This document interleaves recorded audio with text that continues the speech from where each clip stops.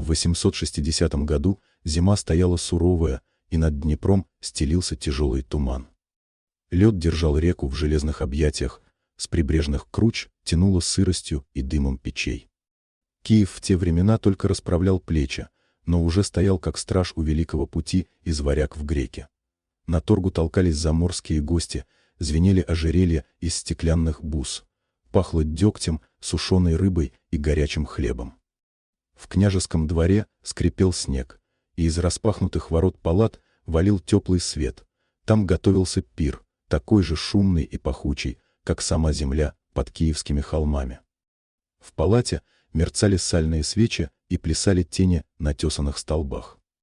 Печи гудели, каганы с медом бегали по рукам, кожаные мехи вздувались от дыхания, а на столах парили поросенок, судак, гусятина, пироги с маком и капустой. Бояре спорили, дружинники расстегивали перевязи и смеялись так, будто завтра не будет ни рати, ни тревог. Но веселье дрожало на краю тишины. Все чувствовали, что князь сегодня скажет нечто такое, что перевернет многие судьбы. Он сидел во главе стола, широкоплечий, с тяжелой серебряной бородой и глазами, в которых отражался холод улицы. Рядом дочь его, княжна Елена, в темном сукне с меховой опушкой, в венце, где угольки граната горели, как кровь на снегу. Она сдержанно благодарила слуг, но почти не ела. Пальцы под кружевом наливались ледяной стужей, хотя в палате было жарко. Ее сердце, как птица в селке, дергалось и замирало. Она знала, отец зовет бояр не для того, чтобы слушать песни. Князь поднялся, положил ладонь на стол, и шум смолк, как ветер у порога. Голос его был низок, уверен, без мягкости. «Люди мои, друзья и братья, время теперь такое, что один дом не удержит стен без союзника. С севера пришло слово. Князь Ладожский желает мира и крепкой клятвы. У него ладьи ходят, как коршуны над волной, дружины у него быстрые и грозны, торговые пути он держит, и серебро течет в его сундуки, как весенние ручьи. Союз с ним укрепит Киев». Он перевел взгляд на дочь, и Елена почувствовала, как холод касается шеи тонким лезвием. «Союз скрепим так, как скрепляли отцы наши», — сказал он. «Дочь моя, княжна Елена, станет женой князя Ладожского». Гул прошел по залу, как удар по барабану. Кто-то встал и звонко хлопнул ладонью по столу, кто-то тихо охнул. Дружинники перешептались, мол, дело верное, варяжская сила рядом, ладьи встанут плечом к плечу с киевскими ратями, а торговля потечет шире. Старый боярин с белыми усами наклонился к соседу и прохрипел: «Северяне держат слово, когда им выгодно, с ними надо крепко об руку». Кто-то кивнул, кто-то мрачно сжал губы. Варягов опасались, уважали силу, но не любили их холодных глаз. Елена не пошевелилась. Внутри у нее что-то упало, горячее, и стало холодным камнем. Она не знала лица того князя, лишь рассказы: стар, суров, жаден до власти, на его ладонях не ласка, а рубцы от рукояти меча. Там, в Ладоге, долгие ночи, ветер поет в щелях, и моря шумят так, будто смеются над женской тоской. Она представила себя в чужом тереме, темные стены, незнакомые языки, чужие руки, что станут звать ее женой, но не услышат ее сердце. И тут же заставила себя дышать ровно. Княжна не плачет у всех на виду. «Отец», — начал с другого края стола молодой голос, звонкий, уверенный. Княжич Святослав поднялся, улыбаясь, как на празднике Победы. «Слово твое мудро. Север с нами, значит, Киев крепче. Пусть все знают, мы не станем добычей чужих жадных рук. Мы сами возьмем, что нам положено». Кто-то смеялся и поддержал княжича, кто-то похлопал по плечу. Но Елена видела брата насквозь. В его глазах блестела не радость за Киев, а нетерпение. Он уже примерял на себя отцовскую скамью, уже видел, как варяжские мечи станут его опорой. Ей стало страшно не за себя, за город, за людей, которым предстоит слушать молодого волка. Она попыталась поймать взгляд отца. Хотела спросить, зачем так быстро, почему не слушаешь? Но князь, как будто почуяв ее мысль, повернулся к ней не торопясь. В его глазах было все то же: холодная вода, камень и долг. «Дочь», — произнес он негромко, но так, что слышали все, — «ты родилась княжной. Значит, родилась служить дому. В Ладоге ты станешь мостом между нашими стенами и их ладьями. Это честь. Это судьба». Губы ее онемели. Честь звучала, как кандалы, судьба, как дверной засов. Она низко склонила голову, чтобы никто не видел, как дрогнули ресницы. «Слушаюсь, господин отец», — тихо ответила она. Пир поехал дальше, как колеса по насту. Песни поднялись вновь, смех стал громче, кто-то приказал внести бубны, кто-то позвал скоморохов. Но тепло не доходило до скамьи, где сидела Елена. Вокруг нее словно стоял свой невидимый холод, и только рука служанки раз за разом пододвигала теплый ковш с медом, от которого тянуло сладостью и тоской. Старый боярин, тот самый, что хрипел про варягов, осмелился поднять голос и обратиться к князю. «Государь, север добр, когда у него свои счеты, но лют, когда ему скучно. Надо за клятвой, глаз да глаз. Варяги быстры, как мартовская вода». Князь кивнул, не глядя. «Потому и скрепим союз браком. Не всякий меч дрогнет, когда за ним стоит кровь». Святослав улыбался, как мальчишка, увидевший новый нож. «Мы сами не дрогнем», — сказал он громко, и дружина ответила одобрительным гулом. Елена поднялась лишь однажды, когда слуги раздвинули полог у боковой двери, и к заледенелому окну дохнуло ночной свежестью. Она подошла к рамке, провела пальцем по узору инея. За стеклом темнел двор, где метались искры из труб, и дальше — черная гладь Днепра, попавшего в ледяной плен. Ей показалось, что река зовет ее, обещая путь, бегство, свободу. Но она знала, реки подчиняются не сердцу, а весне. Она вернулась на место, села ровно, как учили с детства, сложила ладони. В груди у нее поднялось что-то упрямое, горячее, не слезы и не крик, а тихая клятва. Она не позволит превратить себя в вещь. Если уж ей суждено стать мостом, пусть мост будет каменным, с тайным ходом, подаркой. Пусть каждый, кто решит идти по ней, оступится, если забудет, что у моста есть и своя воля. Ночь тянулась, как вытянутый пояс. Пир не кончался, да и зима не спешила к исходу. Но Елена уже знала, месяц пройдет, обоз тронется на север, и стены ладожского терема встретят ее холодом. Она встретит их, не опустив головы. В глазах ее вспыхнул огонек, маленький, но злой и живой. Такой огонь не тушит ни снегом, ни приказом. Так начиналась ее дорога, от теплого света Киевской палаты к суровому северному ветру, от послушной дочери к женщине, которая узнает цену предательству, силу страсти и вкус свободы. И в этот миг, среди гула песен и стука кубков, никто, ни суровый князь, ни жадный до власти брат, еще не понимал, что эта тихая, гордая княжна изменит их судьбы так же неумолимо, как весенний разлив меняет берега великой реки. В начале февраля обоз двинулся из Киева на север. Мороз сковывал землю, снег хрустел под копытами коней, а колеса скрипели так громко, будто жаловались на тяжесть. Под навьюченными санями лежали меха, связки серебра, ткани и сосуды с медом, все, что должно было стать даром князю Ладожскому. Обоз сопровождала дружина, суровые воины в кольчугах, с копьями и луками. Над ними свистел ветер, а вдоль дороги тянулись леса, черные и молчаливые. Елена сидела в крытых санях, укрытая собольей шубой. Снаружи ей казалось холоднее, чем в сердце. Она смотрела в щелочку на белый простор и пыталась представить себе, куда ее везут. Каждый шаг коня уносил ее все дальше от дома, от детских воспоминаний, от того, что она знала. Сердце билось глухо, будто звало назад, но дорога была прямая и неумолимая. «Терпи, княжна», — шептала старая нянька, что ехала с ней. Такова женская доля. Кто же спорит с отцом? Но Елена лишь отвернулась. В ее глазах был вызов. Она знала, никто не услышит ее мольбы. День клонился к закату, когда обоз вышел на просеку, где лес становился реже. Воины впереди насторожились. В воздухе было что-то тревожное, словно снег под копытами, глухо предупреждал о беде. Вдруг раздался гортанный крик, и из-за деревьев выскочили люди.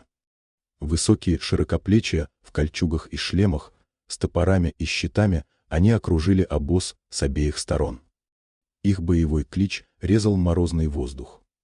Варяги. Киевская дружина сомкнула ряды, копья выставились, но нападавших было больше. Столкновение было жестоким. Железо звенело о железо, стрелы летели из тьмы леса. Сани закачались, кони заржали и стали на дыбы. Крики, стон, звон металла смешались в один гул. Елена вцепилась в край саней, сердце ее металось, будто хотело вырваться из груди. Она видела, как падают воины отца, как красные пятна крови ложатся на белый снег. Из толпы нападавших выделялся один. Высокий, с тяжелым плечом, суровым лицом и ледяными глазами. Он рубил путь к обозу, словно сам был бурей. Каждый его удар валил врага, щит в его руке гремел, как молот. Елена не знала его имени, но уже почувствовала, это он ведет нападение. Вскоре сопротивление охраны сломалось. Крики стихали, оружие падало в снег. Варяги окружили сани и раздвинули полог. «Вот она», — сказал один по-славянски с акцентом, указывая на Елену. Вождь подошел ближе. Он снял шлем, и длинные волосы цвета меди упали на плечи. Его взгляд встретился с ее глазами. Холодный, оценивающий, властный. Он не сказал ни слова, но в этом взгляде было ясно. Теперь она — его добыча. «Княжна», — произнес он глухо, — «ты поедешь со мной». Елена подняла подбородок, хотя внутри все дрожало. «Ты варвар», — бросила она, — «и не смеешь прикасаться ко мне». Угол его губ дрогнул, словно он усмехнулся. Но он не ответил. Повернулся и велел своим: «Берегите ее. Это не трофей, это залог». Слуги вытащили ее из саней. Нянька закричала, но один из варягов грубо оттолкнул старуху. Елена споткнулась, но вождь подхватил ее за локоть. Его хватка была железной. Она ощутила силу, от которой по спине пробежал холодок. Так она впервые коснулась Ингвара, человека, которому суждено было изменить ее судьбу. Обоз разграбили быстро. Меха и серебро перекочевали в ладьи варягов, что стояли неподалеку на реке, скрытые во льдах. Сани подожгли, огонь вспыхнул, и снег осветился кровавыми бликами. Когда пламя утихло, пленные воины и слуги сидели связанными. А Елена, окутанная мехом, стояла рядом с Ингваром. Его лицо было суровым, как камень, и он не обращал на нее лишнего внимания, будто все уже решено. Рядом появился другой воин. Лет на несколько младше Ингвара, с дерзкими глазами и насмешливой улыбкой. Он не скрывал, что смотрит на Елену не как на княжну, а как на женщину. Его взгляд скользнул по ее лицу, по плечам, задержался на губах. «Неплохая добыча, вождь», — сказал он, не скрывая вожделения. «Может, лучше я присмотрю за ней?» Елена вспыхнула и отвернулась, но сердце ударило чаще. В его голосе было что-то такое, что пробирало до костей. Ингвар обернулся к нему. В его глазах вспыхнуло предупреждение. «Рагнар», — произнес он, и в его голосе было стальное спокойствие, — «знай свое место». Рагнар склонил голову, но усмехнулся, не скрывая вызова. Воины вокруг переглянулись, и в их шепоте звучало сомнение. «Вождь забыл про золото», — пробормотал один, глаза ему застила киевлянка. Елена уловила эти слова и почувствовала, как кровь приливает к щекам. Она стояла, гордая, прямая, хотя в груди у нее клокотал страх. Она знала, ее судьба теперь связана с этими людьми, и каждый из них смотрит на нее, как волк на оленя. Но особенно страшным был взгляд Рагнара. Он не прятал его, он словно обещал, еще не раз она почувствует, что значит быть добычей. А Ингвар, стоя рядом, казался холодным и недоступным, будто сам лед. И только где-то в глубине его глаз мелькнуло что-то, чего Елена не поняла, то ли гнев, то ли любопытство. Так закончился ее путь как княжны, и начался ее плен в стане людей, для которых честь и жизнь значили меньше, чем золото и сила. И где каждый день мог стать началом не только страха, но и чего-то нового, опасного и запретного. Ночь после засады была холодной и тревожной. Варяги развели костры на опушке леса, растянули шкуры и стали делить добычу — меха, серебро, оружие. Смех и брань звучали среди огня и снега. Елену усадили у ближайшего костра, рядом с воинами, и обернули в мех, словно боялись потерять ценность. Но пленницей она не чувствовала себя покорной. В ее глазах горело упрямство, и руки дрожали не от холода, а от ярости. Она сидела прямо, подбородок поднят. Воины украдкой бросали на нее взгляды, кто-то улыбался, кто-то отпускал грубые слова. Но Елена, не выдержав, сама заговорила, глядя на ближайшего из них. «Ты, воин», ее голос звенел, — «хочешь богатства? Освободи меня, и мой отец осыплет тебя серебром. Ты станешь богаче, чем твой вождь». Варяги засмеялись.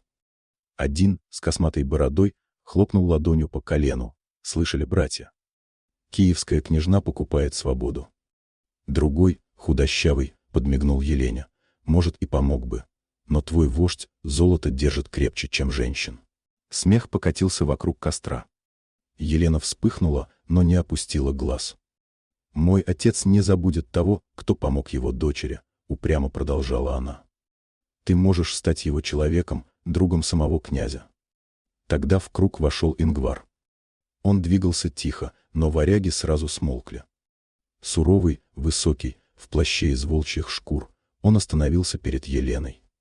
Его глаза сверкнули в отблеске пламени. «Довольно», — произнес он низким голосом.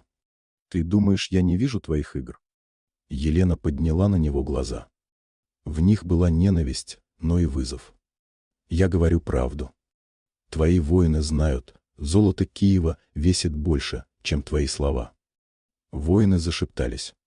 Кто-то усмехнулся, кто-то кашлянул, скрывая улыбку. Ингвар склонился ближе, его тень закрыла свет костра, и он сказал тихо, так что слышала только она: «Ты не золото. Ты — залог. Пока ты дышишь, у меня в руках власть. И если ты будешь пытаться путать мои ряды, я заставлю тебя молчать». Елена вскинула голову, губы ее задрожали от сдерживаемой ярости. «Ты варвар. Ты смеешь грозить княжне?» Ингвар не отпрянул. Его лицо было близко, дыхание обжигало ее щеку. «Варвар?» Он усмехнулся одними глазами. «Может быть. Но сейчас ты в моем стане. И пока твой отец далеко, только я решаю, что с тобой будет». Их взгляды сцепились. В ее глазах горела ненависть, в его — холодная уверенность. Но в глубине этого напряжения пробежала искра, такая яркая, что Елена невольно задержала дыхание. Она ощутила силу его воли, его власть, и сердце ее дрогнуло, хотя разум кричал о презрении. Костер потрескивал, тени шевелились. Воины переглядывались, не отрывая глаз от этой немой схватки. Потом один, молодой, не выдержал и громко сказал: «Глядите-ка, братья, княжна уже под кожей у нашего вождя». Смех разнесся по кругу. Кто-то добавил: «Осторожнее, Ингвар, она еще разорит тебе сердце, а не казну». Ингвар медленно выпрямился. Его глаза оставались холодными, но губы дрогнули, словно он боролся с усмешкой. «Вождя не смешат пустые слова», — отрезал он, и смех сразу стих. Он бросил мех Елене на колени и приказал: «Спи. Завтра путь длинный. И помни, твои хитрости здесь не работают». Елена прижала мех к себе, но не из благодарности. Она смотрела на его спину, уходящую в темноту, и в груди у нее кипел огонь. Она ненавидела его, ненавидела этот плен. Но где-то глубоко внутри, в том месте, куда она не хотела заглядывать, жила дрожь от его силы и близости. Она отвернулась к костру, решив, что никогда не даст ему увидеть ее слабость. Но сама ночь казалась наполненной не только холодом, но и новой, опасной искрой, которая обещала разгореться в пламя. Ночь была тихой и глухой, лишь снег потрескивал под ногами, и костры дымили черными языками дыма. Варяги спали в разбросанных шатрах, укрывшись мехами, Кое-кто еще играл кости при огне, но лагерь уже затихал. Елена лежала на краю стана, завернувшись в шубу, и чувствовала, как сердце бьется так громко, что ей чудилось, его слышат все вокруг.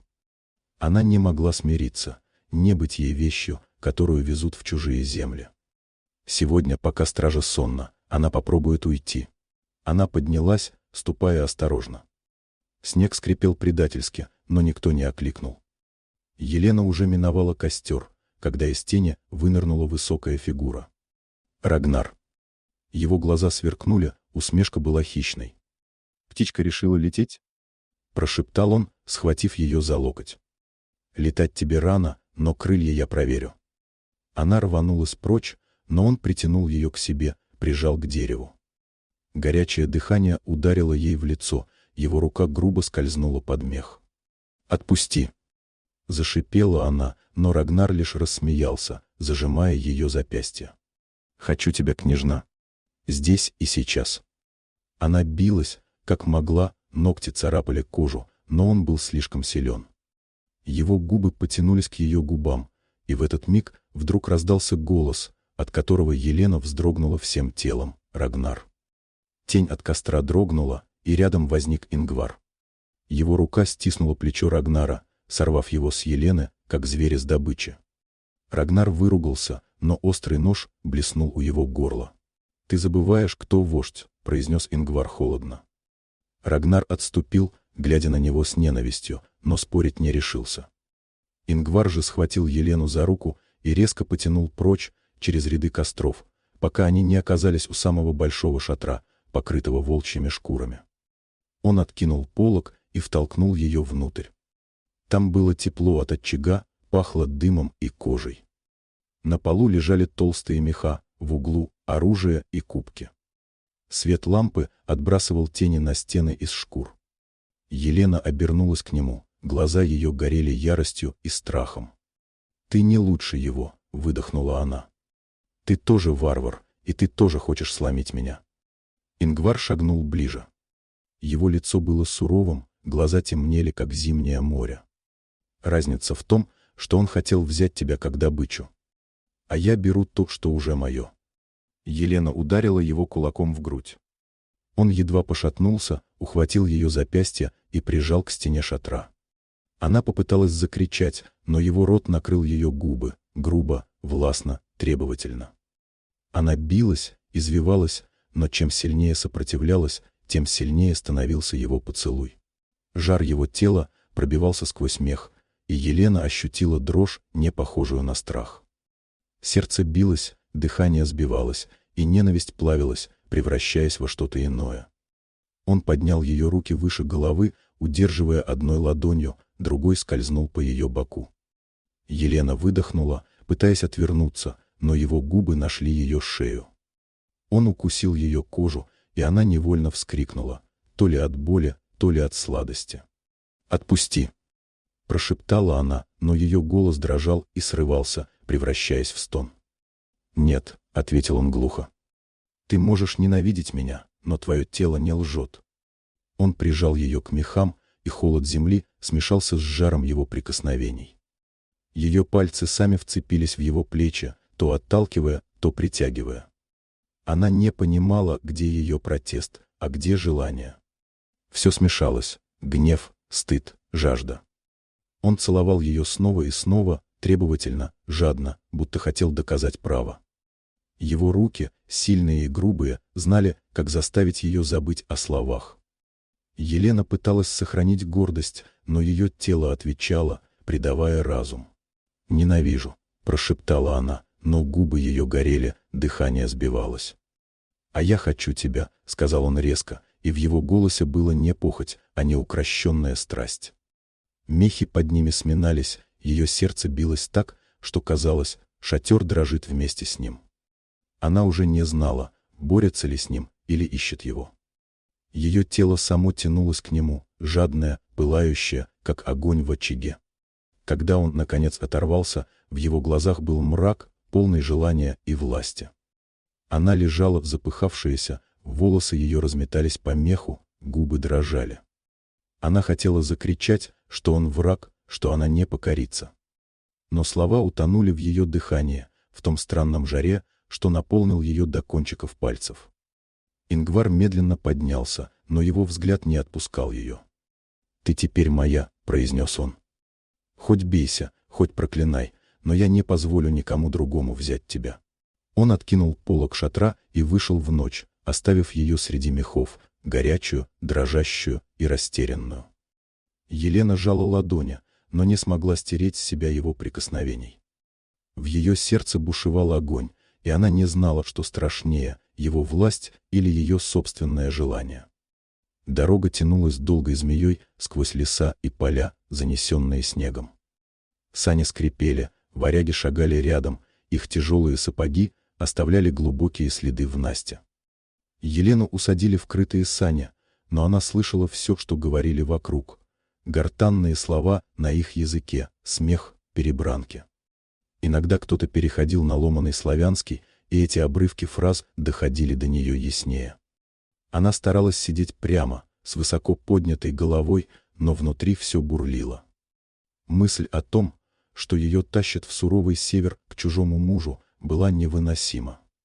Она терзала себя вопросами: почему отец так жесток? Почему ее жизнь стоит лишь союза и выгоды? Однажды вечером, когда обоз остановился у реки, Елена услышала шепот двух воинов, сидевших у костра неподалеку. «Говорят, князь Ладожский щедро заплатил Ингвару за невесту», — сказал один. «После свадьбы девку запрут в тереме, а ее отца скоро не станет». «Так-то оно так», — ответил другой. «Но не все золото ладожское.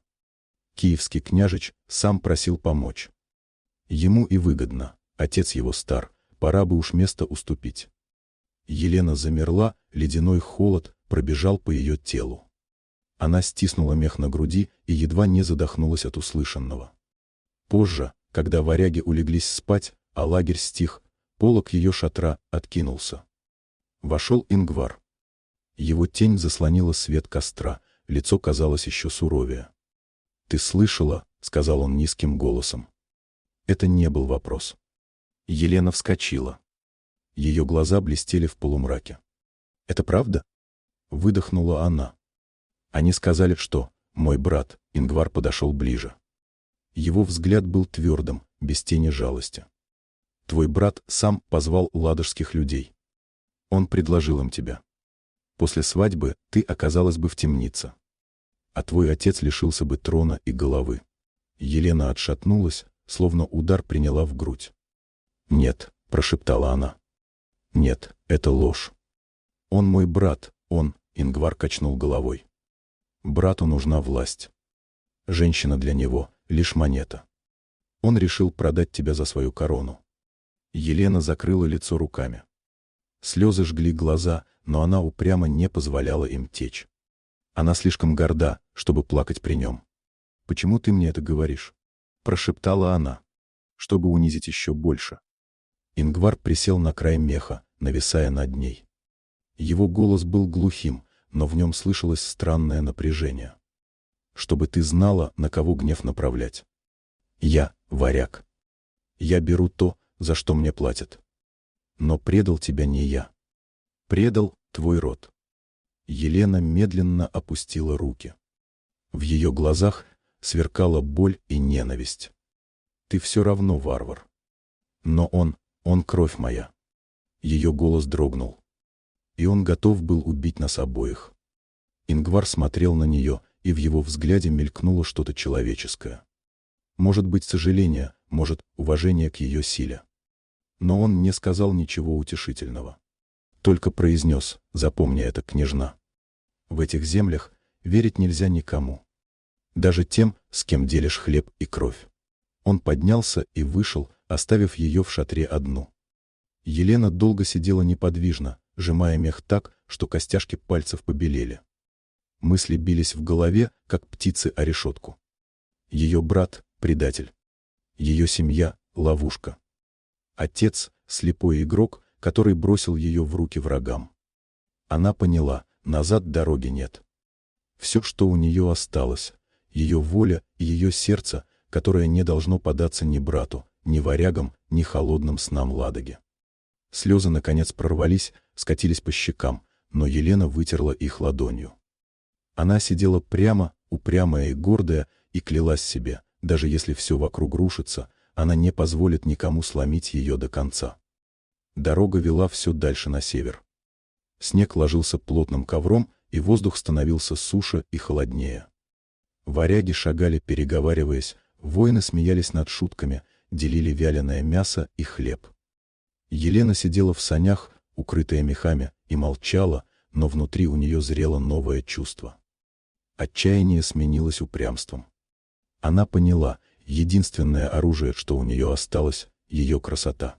Она заметила, как Ингвар все чаще бросает на нее взгляды, холодные и короткие, но слишком пристальные, чтобы быть случайными. Он держался властно, но каждый раз, когда ее глаза встречались с его, в них вспыхивало что-то, чего он не умел скрыть. Елена решила использовать это. Утром, когда лагерь собирался в путь, она подняла голову и задержала взгляд на Ингваре дольше, чем следовало. Ее глаза блеснули мягко, почти нежно. Когда он помогал ей выбраться из саней, ее пальцы на миг задержались на его руке. Легкое прикосновение, но оно заставило его вздрогнуть, словно от удара. Однако уже через мгновение Елена холодно отвела глаза, будто ничего не случилось. Села в сани и отвернулась. Ингвар нахмурился, сжал губы, но промолчал. Вечером у костра Елена вдруг заговорила с Рагнаром. Он сидел напротив, развалившись на мехах, глаза его сверкали в темноте. «Ты храбрый воин», — сказала она тихо, но так, чтобы слышал и Ингвар. «Наверное, ни одна женщина не устоит перед твоей силой». Рагнар усмехнулся, и в его взгляде вспыхнуло вожделение. Он подался ближе. «Не каждая княжна осмелится так говорить», — прошептал он. «Но ты смелая». Елена улыбнулась краем губ, позволив его взгляду задержаться на ее лице чуть дольше. И тут же почувствовала на себе тяжелый взгляд Ингвара. Он стоял в стороне, руки скрещены на груди, и его глаза горели мрачным огнем. Позже, когда Елена возвращалась к шатру, Ингвар догнал ее и схватил за руку. «Ты играешь в опасную игру», — произнес он низко. «Думаешь, я не вижу?» Елена подняла на него глаза. В ее взгляде была и дерзость, и насмешка. «Я всего лишь разговаривала. Разве тебе есть дело до того, с кем я говорю?» Ингвар резко притянул ее к себе. Его лицо оказалось так близко, что она ощутила тепло его дыхания. «Есть», — прошептал он. «Потому что ты моя». «Твоя?» Елена усмехнулась. «Разве ты не сам говорил, что я лишь залог? Что я всего лишь вещь для обмена?» Слова ударили в самое сердце, и Ингвар зарычал, словно зверь. Он с силой прижал ее к стене шатра, его руки удерживали ее запястья. Елена вскинула подбородок, не показывая страха. В ее глазах вспыхнул вызов. «Если я всего лишь залог», — прошептала она, — «то почему ты ревнуешь меня к своему воину?» Эти слова взорвали его. Его губы обрушились на ее губы жадно, требовательно. Поцелуй был грубым, властным, но под ним Елена ощутила силу, от которой ее тело откликнулось мгновенно. Она пыталась сопротивляться, но руки сами сомкнулись на его плечах, и вместо протеста вырвался глухой стон. Ингвар прижал ее к мехам, и они упали вместе. Его ладони скользили по ее телу, горячие и жадные, в каждом движении чувствовалась ревность. Елена то отталкивала его, то тянулась к нему сама, играя как с пламенем. «Ненавижу тебя», — прошептала она, прикусив его губу. «Тогда ненавидь сильнее», — прорычал он, целуя ее шею, грудь, заставляя ее задыхаться от противоречивых чувств. Ее тело горело. Каждый поцелуй был вызовом, каждое прикосновение — битвой. Она знала, это борьба, и ни он, ни она не хотят отступать. Но с каждой секундой ненависть таяла, уступая место жадной страсти. Он накрыл ее собой, властной и неудержимой. Она выгнулась навстречу, сама не замечая, как ее руки уже не сопротивляются, а ласкают его спину. Их дыхание смешалось, и в этой борьбе не осталось победителей. Было только желание, дикое и неукротимое. Когда они, наконец, отстранились друг от друга, Елена лежала на мехах, щеки ее пылали, губы были распухшими. Ингвар смотрел на нее тяжелым взглядом, в котором еще полыхала ревность. «Никогда больше не заговаривай с Рагнаром так», — сказал он глухо. Елена улыбнулась устало, но в ее глазах сверкнула искра. «Может быть, я еще скажу, если захочу». Ингвар наклонился к ней, прижал ее губы к своим еще одним поцелуем, на этот раз не таким грубым, но не менее властным. Елена знала, игра опасна. Но именно в этой игре она впервые почувствовала, что хоть как-то управляет своей судьбой. Лагерь варягов раскинулся на высоком берегу реки. Снег был утоптан копытами и сапогами, костры дымно чадили, разгоняя морозный воздух. Воины чинили оружие, спорили, бросали кости, кто-то возился с лошадьми. Казалось, все шло своим чередом. Но именно в этот вечер в стан вернулась та, кого многие не ожидали увидеть. Женщина, высокая, гибкая, с темными косами, спускавшимися до пояса, вошла в лагерь так, словно ей принадлежал каждый шаг. На ней был плащ из черного меха, а в глазах блестела холодная насмешка.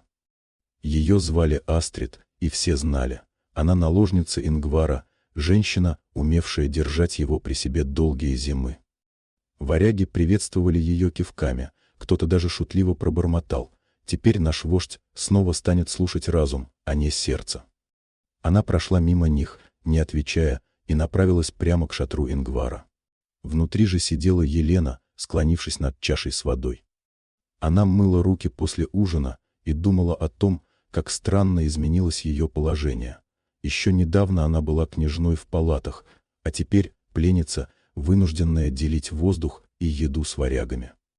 Но еще более странным было то, что ее мысли все чаще возвращались к Ингвару. Его властные прикосновения, его ревность, его поцелуи, от которых она дрожала, не давали покоя ни днем, ни ночью. Она услышала шаги и подняла голову. В полог вошла Астрид. Их взгляды встретились, и в этот миг Елена поняла, перед ней враг.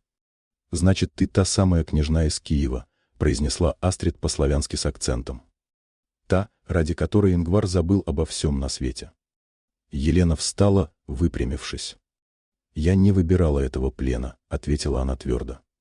«И вовсе не стремлюсь отнимать то, что принадлежит тебе».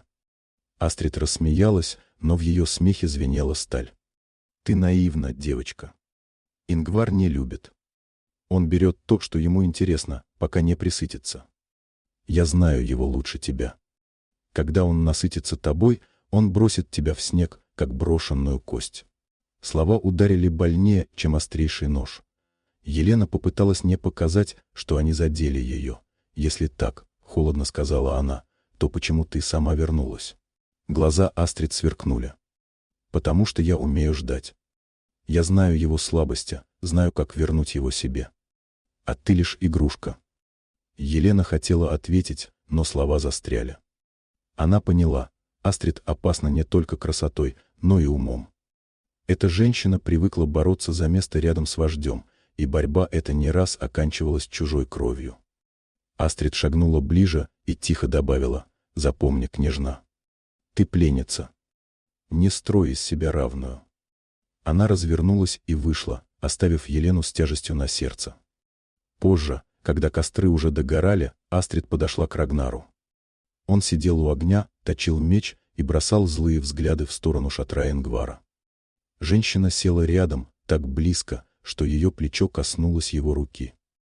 «Вижу, ты зол», — сказала она тихо. «И знаю, почему». Рагнар усмехнулся, не поднимая глаз. «Наш вождь забыл о золоте, забыл о чести. У него на уме только киевская пленница». Астрид положила руку ему на плечо. «И меня он забыл тоже. Но мы с тобой можем напомнить ему, кто мы». Рагнар повернулся, в его глазах сверкнула искра интереса. «Что ты предлагаешь?» «Союз», — ответила она мягко. «Ты жаждешь власти, я жажду вернуть то, что мое. Вместе мы можем заставить его пасть». Рагнар замер на мгновение, а потом ухмыльнулся. «Ты хитрая женщина. Мне это нравится». Они долго сидели у костра, переговариваясь вполголоса, и их тени сливались в одну. Варяги вокруг делали вид, что не замечают, но каждый понимал, в стане назревает новая буря. Елена, слушая далекие голоса и смех, чувствовала, как сердце ее сжимается. Она знала, Астрид не отступит. А значит, впереди ждет не только путь в Ладогу, но и борьба женщин, где оружием станет не меч, а страсть, хитрость и сила воли. Лагерь варягов дышал тишиной.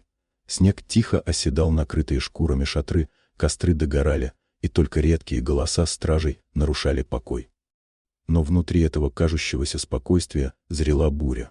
Астрид, наложница Ингвара, не находила себе места. Каждый день она видела, как взгляд вождя все чаще обращается к киевлянке, как его внимание, его власть и его страсть ускользают из ее рук. Сначала она пыталась обольстить его снова, привычными ласками, мягкими словами, но Ингвар оставался холодным. Тогда она поняла, вернуть его она уже не сможет. А значит, нужно действовать иначе. В тот вечер к ее шатру подошел Рагнар. Он откинул полог и вошел без спроса.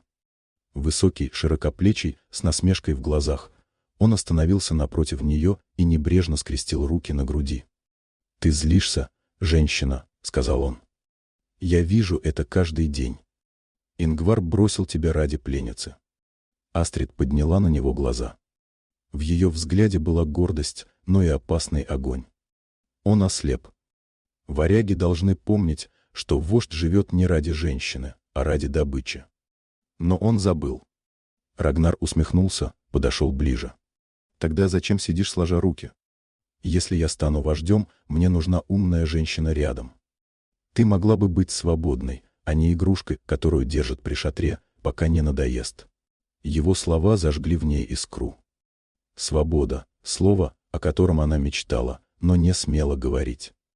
Она медленно поднялась, шагнула к нему. «И как же ты станешь вождем, Рагнар? Ингвар силен. Его боятся». «Боятся, но не любят», — резко ответил он. Воины ропщут. Одни хотят золота ладожского князя, которое Ингвар держит от них. Другие видят, что он стал слабым, потому что в его шатре киевская девка. Я дам им то, чего они жаждут. А ты дашь мне то, что нужно мужчине». Его рука легла ей на талию, притянула ближе. Она не сопротивлялась. В ее глазах мелькнула холодная решимость. «Если я стану твоей союзницей, ты обещаешь мне свободу?» — спросила она, и ее голос дрогнул от напряжения. Рагнар склонился к ее уху. «Обещаю». Он поцеловал ее грубо, властно. В этом поцелуе не было ни нежности, ни настоящего желания, только жажда власти, холодная и расчетливая. Астрид ответила тем же. Их тела сошлись в поединке не ради страсти, а ради сделки. Она сбросила с себя мех, он повалил ее на шкуры. Их движения были резкими, быстрыми, словно они оба спешили скрепить клятву плотью. Его руки властвовали над ее телом, ее ногти впивались в его плечи, но в их поцелуях не было тепла. Только холодный огонь амбиций. «Ты будешь моей», — прошептал он, прижимая ее к себе. «Пока ты нужен мне», — ответила она, и в ее голосе звенела сталь. Их близость была похожа на бой, рывки, стоны, жесткие движения. Каждый из них думал не о наслаждении, а о цели — свергнуть Ингвара. Когда все кончилось, они лежали рядом, тяжело дыша. Рагнар усмехнулся, повернувшись к ней. «Теперь мы связаны». «Теперь», — повторила Астрид, поднимаясь и поправляя волосы. В ее глазах не было ни капли тепла, только холодная решимость. На следующий день они начали действовать. Рагнар подходил к воинам у костров, шептал им о золоте ладожского князя, что ждет их, если они помогут. Астрид подливала масло в огонь, она говорила, что Ингвар забыл о дружине, что он ослеп от женщины и держит золото при себе. «Наш вождь стал мягким», — говорил Рагнар. «Он думает о пленнице, а не о добыче. Мы же воины. Мы должны брать, что принадлежит нам». Некоторые варяги слушали настороженно, но многие кивали. Алчность жгла их сердца. Для них золото и женщины были выше чести. К вечеру в стане уже витал ропот. Шепоты о том, что Ингвар теряет хватку, что пора бы новому вождю вести их в бой. Астрид смотрела на Рагнара, и между ними скользила молчаливая улыбка. Их союз был заключен. И теперь над лагерем варягов нависала угроза страшнее зимнего ветра. Лагерь варягов стоял на пригорке, обнесенный лишь рядами саней да кострами, но в нем чувствовалось что-то большее, чем зимний холод. Воздух был натянут, как струна, и даже хруст снега под сапогами казался подозрительным. Елена ощущала это кожей, взгляды воинов стали другими. Там, где вчера звучал смех, теперь прятались шепоты, а где была покорность вождю, рождалось сомнение. Она сидела у шатра, наблюдая, как Ингвар идет по лагерю. Его шаг был тверд, осанка прямая, но Елена заметила, за его спиной теперь больше насмешливых улыбок, чем одобрительных. Воины глядели на него из-под лобья, переговаривались коротко, словно пряча что-то. Рагнар, не таясь, собирал вокруг себя тех, кто был недоволен. У костра он бросал в огонь щепки, говорил громко, чтобы слышали все. «Мы идем в Ладогу, тащим девку, а золота не видим. Где наша добыча? Где наше право брать, что принадлежит воинам?» Кто-то смеялся, кто-то кивал. Его слова находили отклик, особенно когда рядом сидела Астрид. Она улыбалась холодно, бросала короткие реплики, и воины внимали ей так же жадно, как и Рагнару. «Ингвар стал мягким», — произнесла она однажды у костра. «Он держит нас голодными, а сам греется рядом с пленницей. Разве так ведет себя вождь?» Смех и одобрительные возгласы ответили ей. Елена слышала это и чувствовала, как у нее холодеет внутри. Теперь ее ненависть и страх смешивались с новым, чужим чувством, тревогой за Ингвара.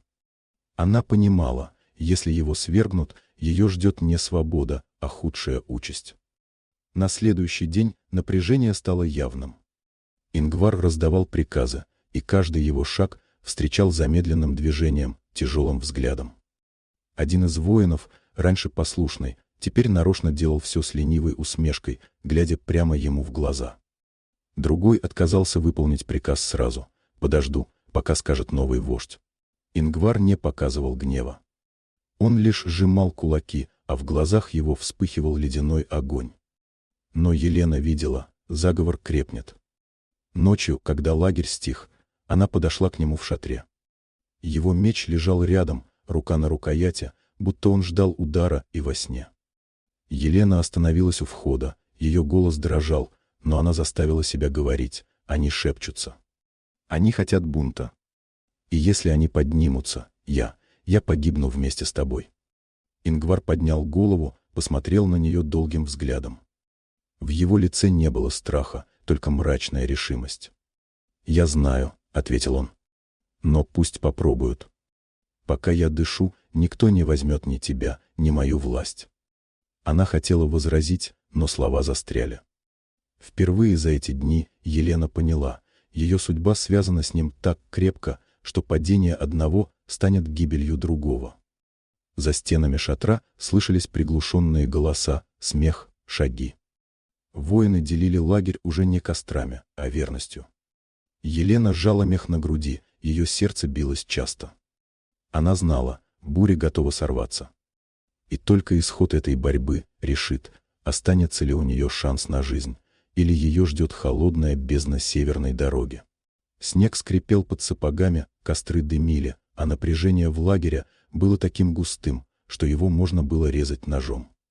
Варяги переговаривались коротко, обменивались взглядами, и, казалось, еще одно слово, еще один жест, и заговор Рагнара выльется в открытую кровь. Елена чувствовала это каждой клеткой, воздух дрожал, как перед грозой. Она не сводила глаз с Ингвара. Он сидел у костра, молча точил клинок, будто и не замечал вражды вокруг. Но Елена знала, он слышит все. И тут раздался шум. Сначала тихий гул, будто ветер принес чужие крики. Потом звон металла и топот множества ног. Из-за деревьев, с двух сторон, в лагерь ворвалась дружина князя Киевского. Копья блеснули, Щиты стукнулись о щиты, и крик за князя перекрыл гул костров. Киевские воины ударили внезапно, и лагерь взорвался. Варяги кинулись к оружию. Но в этот миг вспыхнул и бунт. Половина воинов рванула за Рагнаром, другие остались верны Ингвару. Схватка превратилась в хаос. Варяги рубили варягов, киевляне теснили всех. Елена закричала, когда увидела, как Ингвар с мечом в руках бросился в самую гущу. Его движения были стремительны, каждый удар валил противников, но их было слишком много. Крики, звон оружия, кровь на снегу — все смешалось. Рагнар с дикой усмешкой бился рядом с киевлянами, словно желая свалить Ингвара чужими руками. «Сегодня падет твой вождь!» — кричал он, и его клинок скользнул так близко, что Елена вскрикнула. Она бросилась к шатру, но тут увидела — Ингвар рухнул на колено. Стрела пронзила его плечо, кровь залила мех. Вокруг него смыкались враги. Елена, не думая, выскочила из укрытия и бросилась к нему. «Назад!» — рявкнул Ингвар, пытаясь подняться, но ноги дрожали. Елена подхватила его под руку, закрыла своим телом от удара и, сама не понимая как, потащила его к шатру. Их прикрыли несколько верных варягов, но почти все пали на пути. Она втащила его внутрь, повалила на мехи. Его лицо было бледным, губы сжаты в полоску.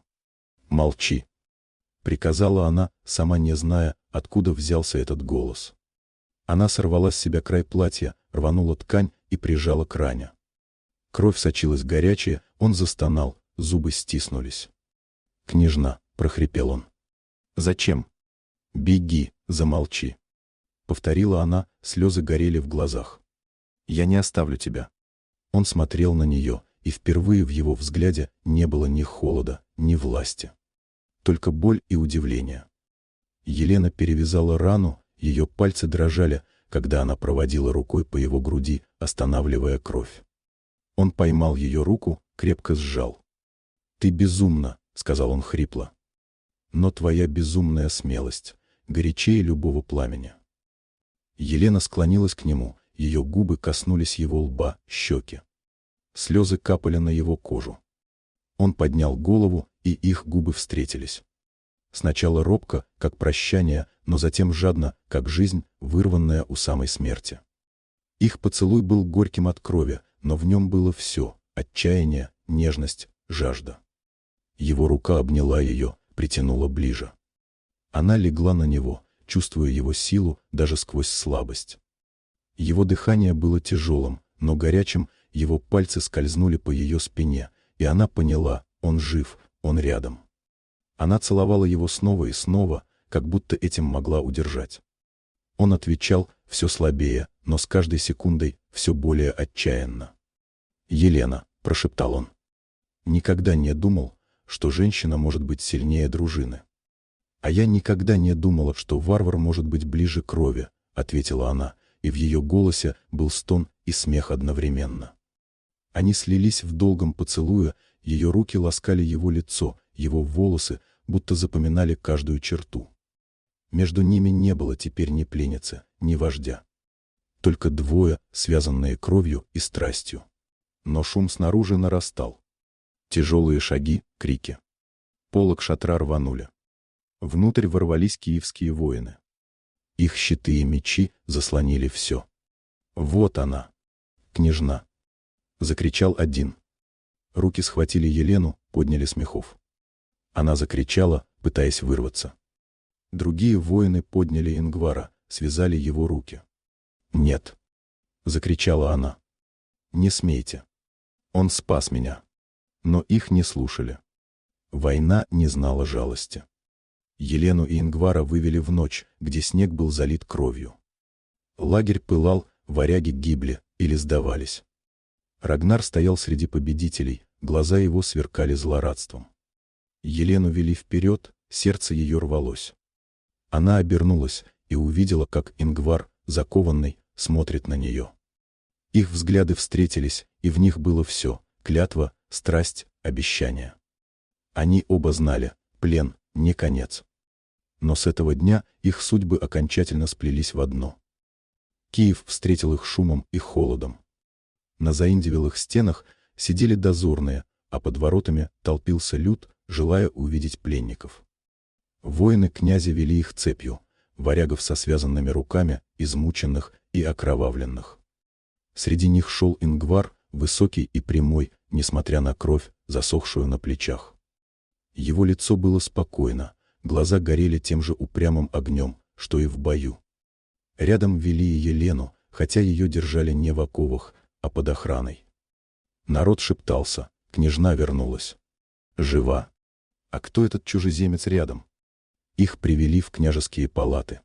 Огромный зал с резными столбами и пылающими факелами был полон дружины, бояр и слуг. На возвышении сидел князь Киевский, грозный и неподвижный, как сама зима. Его лицо окаменело, когда он увидел дочь, а рядом с ней — варяжского вождя. «Вернули мою дочь», — сказал он, и голос его гулко разнесся под сводами. Но какой ценой? Кто этот чужак, что осмелился коснуться крови княжеской? Елена шагнула вперед, сердце ее колотилось, но взгляд был твердым. «Отец, этот человек спас меня. Без него я бы погибла в лесу, растерзанная его же воинами». Князь нахмурился. «Он — разбойник. Он увел тебя из дома. Его казнят, как пса». С этими словами Ингвара подтолкнули вперед. Его поставили на колени, и один из воинов уже вынул меч, готовый совершить казнь. «Нет!» — вскрикнула Елена. Она кинулась вперед, упала на колени перед отцом. «Отец, ты не знаешь всей правды». В зале поднялся ропот. Князь нахмурился, но медленно поднял руку, и воин с мечом замер. «Говори, дочь», — произнес он тяжело. «Но знай, ложь в этом зале не спасет тебя». Елена подняла голову, глаза ее сверкали. «Брат мой, Святослав, сам сговорился с ладожским князем. Он предал тебя. Он решил отдать меня в жены не ради союза, а ради собственной власти. После свадьбы меня ждала темница, а тебя — смерть». В зале пронесся вздох. Все головы обернулись к княжичу. Святослав побледнел, но попытался выпрямиться. «Она врет!» — закричал он. Варяг околдовал ее, она сама не своя. Елена поднялась, глядя на отца, и в голосе ее не было ни страха, ни сомнения. «Спроси у него», — сказала она, указывая на Ингвара. Он был наемником ладожского князя. Он все слышал. Князь перевел тяжелый взгляд на варяга. «Говори». Ингвар медленно поднял голову. Его голос был хриплым, но твердым. «Я пришел за ней по приказу ладожского князя. Но правда такова, ее брат велел отдать ее в руки Ладоги. После свадьбы он получил бы поддержку варягов, сверг бы тебя и сел на твой стол». Я слышал это из уст людей ладожского князя. Зал загудел. Шум поднялся, словно буря. Бояре переглядывались, дружинники хватались за рукояти мечей. Князь медленно поднялся. Его лицо стало красным от ярости, глаза сверкали, как сталь. «Святослав!» Громовым голосом прогремел он. «Сын мой, плоть моя!» «Это правда?» «Отец!» — взмолился княжич, падая на колени. «Все ложь. Не верь им». Но князь не слушал. Его гнев был страшен. Он выхватил меч из ножен ближайшего дружинника, и в зале наступила мертвая тишина. «Ты хотел моей смерти», — сказал князь, подходя к сыну. «Ты торговал кровью своей сестры. Нет тебе прощения». Мгновение, и меч сверкнул. Голова Святослава покатилась по каменным плитам. Крики и стоны эхом прокатились по залу, но никто не осмелился поднять голос. Князь тяжело дышал, опираясь на меч, и лицо его было сурово, словно камень. Елена закрыла глаза, но слез не было. Только холодная пустота внутри. Она знала, правда открылась, но ценой крови. Тишину прорезал голос, а этот. Воин указал на Рагнара, которого держали связанным среди пленных. Он тоже заговорщик. «Казнить?» Елена шагнула вперед. Сердце ее билось быстро, но голос был твердым. «Отец, не губи его. Он виновен, но пусть ответит иначе. Запри его в темницу». Пусть он живет и знает, что его хитрость привела его в цепи. Князь долго смотрел на дочь. Потом кивнул. Будет так. Рагнара увели прочь. Его глаза метали искры злобы, но теперь он был бессилен. В зале воцарилась тишина. Князь сел обратно на свое место, тяжело опустив меч на колени.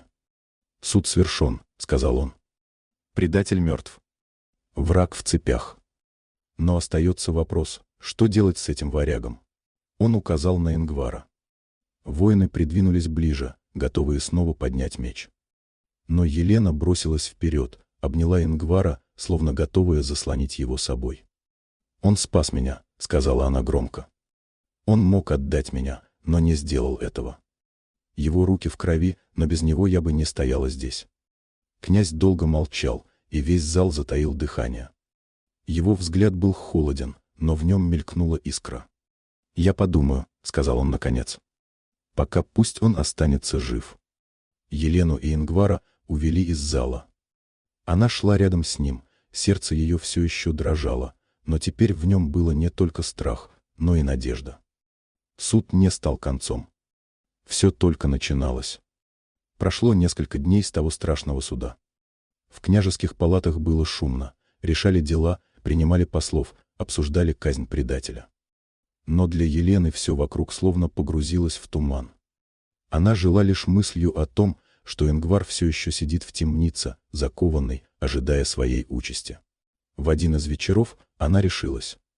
Войдя в палату, где сидел ее отец, она опустилась на колени. Слова сами рвались с ее губ. «Отец, прошу тебя, пощади Ингвара. Он спас меня от Рагнара, он защищал меня от бунта и от смерти. Без него я не вернулась бы в Киев». Князь нахмурился, в его глазах сверкнул гнев. «Ты забыла, дочь, кто он? Разбойник, варяг, что увел тебя силой. Твои слова — лишь оправдание.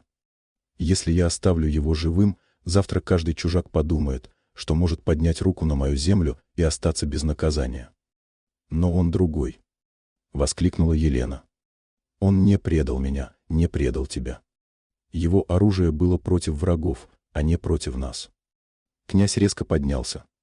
Его шаги гулко отдавались по палате. «Довольно. Завтра на рассвете его казнят. Пусть вся дружина видит, что предателю и разбойнику нет пощады». Елена опустила голову. Она знала, спорить бесполезно. Но в ее сердце уже родился план. Ночью, когда княжеский двор уснул, она накинула плащ и, пряча лицо под капюшоном, прошла через задние ходы палат. Она знала эти тайные тропы с детства. Нянечки, слуги, все спали, не подозревая, что княжна идет навстречу запрету. Темница находилась внизу, под бревенчатой башней. Стражи дремали, убаюканные медом. Елена, собрав всю решимость, подошла и, улыбнувшись, протянула мех с вином. «Отец велел, чтобы вы не замерзли ночью», — сказала она мягко. Стражи, не проверяя, взяли мех. Она подождала, пока их глаза помутнеют от крепкого питья, и скользнула внутрь. Там, за решеткой, на холодной земле сидел Ингвар. Его руки были в кандалах, лицо изможденное, но глаза все так же горели. Когда он увидел ее, брови его приподнялись. «Ты пришла? Я не позволю ему бить тебя», — прошептала Елена. Она достала ключ, дрожащими руками отперла замок. Кандалы упали на камни. Ингвар встал, его шаг был тяжел, но в плечах еще жила сила. Он взял ее руку. «Ты безумна», — сказал он хрипло. «Но я пойду с тобой хоть в самую бездну». Они вышли во двор, пробрались к реке. Там ждали лодки, привязанные к столбам. Вода уже начала шуметь, весна была близка, и лед ломался, открывая течение. «Днепр приведет нас прочь», — сказала Елена, и в ее глазах был вызов. Их лодка скользнула по черной воде. Ветер хлестал в лицо, пена взлетала на порогах. Несколько раз лодку едва не опрокинула, и Елена вжималась в Ингвара, чувствуя, как его сильные руки держат весла, борясь с течением. «Держись!» — кричал он, перекрывая шум реки. Они пронеслись мимо бурлящих камней, мимо черных скал. Сердце Елены стучало так, что, казалось, сама река вторит ему. Она смеялась и плакала одновременно, потому что впервые чувствовала себя живой. Дни пути сменялись ночами, и вот впереди открылась степь. Дикая, бескрайняя, полная ветра и свободы. Там не было ни отца, ни князей, ни предательства брата. Только они вдвоем и небо над ними. В одну из ночей, когда они остановились у костра в степи, Ингвар уложил ее на меха. Его руки дрожали, но не от слабости, от желания и нежности. «Ты спасла меня, княжна», — сказал он, склоняясь к ней. «Теперь моя жизнь принадлежит тебе». Елена улыбнулась сквозь слезы. «А я всегда думала, что погибну твоей пленницей, а стала твоей женщиной». И их губы встретились, не в грубой борьбе, как прежде, а в долгом, нежном поцелуе. Он целовал ее мягко, будто боялся причинить боль. Его руки ласкали ее так бережно, словно она была самым хрупким сокровищем. Елена отвечала ему с такой страстью, что сама удивлялась. Она обвивала его руками, чувствовала его сердце под своей ладонью. Их тела сплелись, дыхание смешалось. Теперь это было не владение и не борьба, это было полное слияние. Она шептала его имя, он, ее, и каждая искра между ними превращалась в пламя. Их близость была страстной и светлой, как новая жизнь, что начиналась для них вдвоем. Когда они, наконец, лежали рядом, Елена положила голову ему на грудь. Над ними раскинулось звездное небо, степь дышала свободой. «Ты моя снежная невеста», — прошептал Ингвар. «Но в этих степях мы начнем все заново». Елена закрыла глаза, улыбаясь. Она знала, их дорога была тяжелой, полной крови и предательства. Но теперь они были вместе. И это было сильнее любой власти. Так закончилась история княжны, что должна была стать пленницей. И началась история женщины, что сама выбрала свою любовь.